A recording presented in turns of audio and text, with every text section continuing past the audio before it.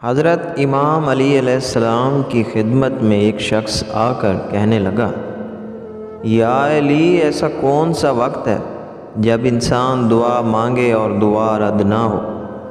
بس یہ کہنا تھا تو امام علی علیہ السلام نے فرمایا، میں نے اللہ کے رسول سے سنا کہ 3 موقع ایسے ہیں جب اللہ دعا رد نہیں کرتا۔ وہ پوچھنے لگا، یا علی، وہ کون سے لمحے ہیں؟ امام علیہ السلام نے فرمایا، جب انسان کا جسم کانپنے لگے اس وقت مانگی ہوئی دعا اللہ پاک رد نہیں کرتا۔ دوسرا، جب دل میں اللہ کا ذکر، اللہ کا ڈر ابھرنے لگے، اے شخص، اس وقت مانگی ہوئی دعا اللہ پاک رد نہیں کرتا۔ اور تیسرا، جب انسان کی آنکھیں نم ہو جائیں اس وقت مانگی ہوئی دعا اللہ کبھی رد نہیں کرتا۔ یاد رکھنا، ان 3 حالتوں میں انسان کائنات کی جو چیز مانگے وہ اسے ملنے لگتی ہے، چاہے وہ صفا و مروہ جتنا سونا ہی کیوں نہ ہو۔ ہمیں چاہیے کہ اللہ تعالیٰ سے زیادہ دعا مانگیں کہ اس سے اس کی رحمت جوش میں آتی ہے۔ دعا کے بارے میں قرآن مجید میں اللہ تعالیٰ نے متعدد جگہ ہدایت دی ہے۔ ان آیات مبارکہ سے دعا کی عظمت واضح ہوتی ہے۔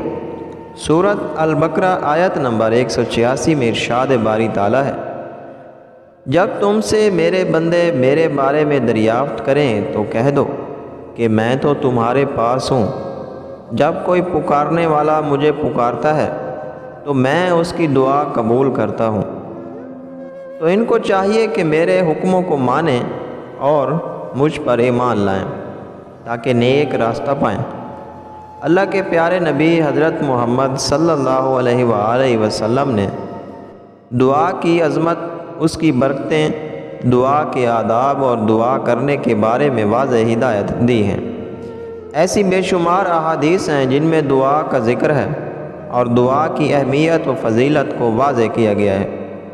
حضرت عبداللہ بن عمر سے روایت ہے کہ رسول اللہ صلی اللہ علیہ وآلہ وسلم نے فرمایا، دعا کار آمد اور نفع مند ہوتی ہے، اور ان حوادث میں بھی نازل ہو چکے ہیں اور ان میں بھی جو ابھی نازل نہیں ہوئے، بس اے خدا کے بندو دعا کا اہتمام کرو۔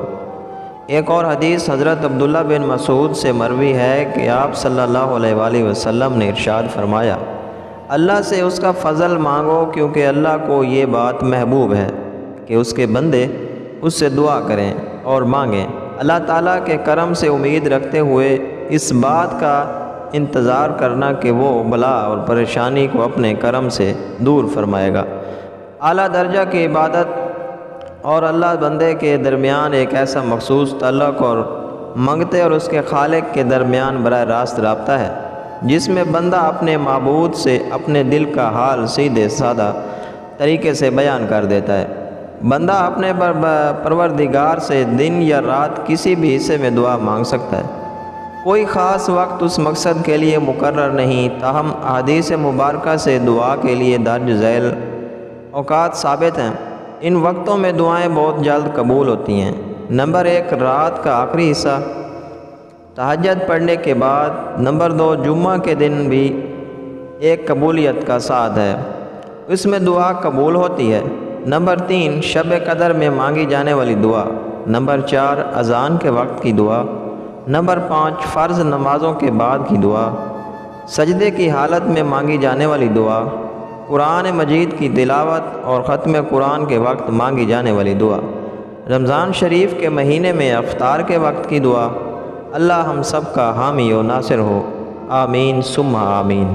اگر ہماری ویڈیو اچھی لگی ہو تو پلیز ہمارے چینل کو سبسکرائب کریں اور ساتھ دیے گئے گھنٹی کے نشان کو دبانا نہ بھولیں تاکہ ہماری ہر آنے والی ویڈیو سب سے پہلے آپ تک پہنچ سکے۔ شکریہ۔